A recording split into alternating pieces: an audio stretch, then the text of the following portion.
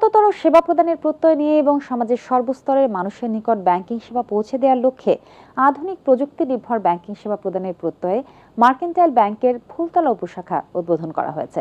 বিস্তারিত থাকছে রিপোর্টে। আধুনিক ও সহজতর ব্যাংকিং সেবা প্রদানের লক্ষ্যে মার্কেন্টাইল ব্যাংকের ফুলতলা উপশাখা উদ্বোধন করেছে। মার্কেন্টাইল ব্যাংকের ব্যবস্থাপনা পরিচালক চলতি দায়িত্ব মোহাম্মদ জাকির হোসেন প্রধান অতিথি হিসেবে প্রধান কার্যালয় থেকে ভার্চুয়ালি উপশাখাটির উদ্বোধন করেন। উদ্বোধনী অনুষ্ঠানে উপস্থিত থেকে বক্তব্য দেন ব্যাংকের উপব্যবস্থাপনা পরিচালক বৃন্দ শামীম আহমদ ও ডক্টর মোহাম্মদ জাহিদ হোসেন এবং CFO doctor Tapas Chandra Pal, Phultala press ক্লাবের সভাপতি এস.এম. মুস্তাফিজুর রহমান ও বিশিষ্ট ব্যবসায়ী মোহাম্মদ লুৎফর রহমান লেনিন। এছাড়া অনুষ্ঠানে উপস্থিত ছিলেন এসিভিপি বৃন্দ শাহ মোহাম্মদ সোহেল খুরশিদ, মোহাম্মদ ইকবাল রেজওয়ান ও মোহাম্মদ আব্দুল হালিম, কোম্পানির সেক্রেটারি মোহাম্মদ রেজাউল করিম ও মানব সম্পদ বিভাগের প্রধান ভাইস প্রেসিডেন্ট মোহাম্মদ সালাউদ্দিন খান।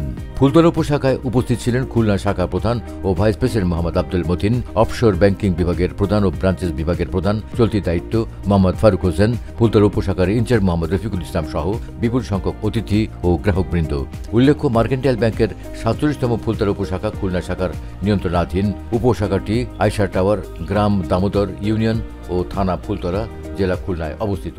যখন একটা ব্যাংক কোনো একটা এলাকায় কার্যক্রম শুরু করে, সেখানকার যে অর্থনৈতিক জীবনযাপন মানুষের তার উন্নতি ঘটে, নতুন নতুন উদ্যোক্তা তৈরি হয়, যারা নিজের ভবিষ্যৎকে নিজেই তৈরি করে নিতে পারে এবং সামগ্রিকভাবে সেটা দেশের অর্থনৈতিক উন্নয়নে ভূমিকা পালন করে।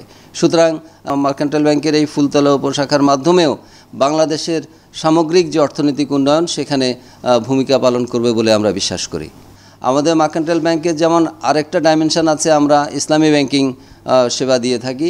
সেই ইসলামী ব্যাংকিং শাখা পরিষেবাও কিন্তু সেই উপশাখার মাধ্যমে দেয়া থাকে।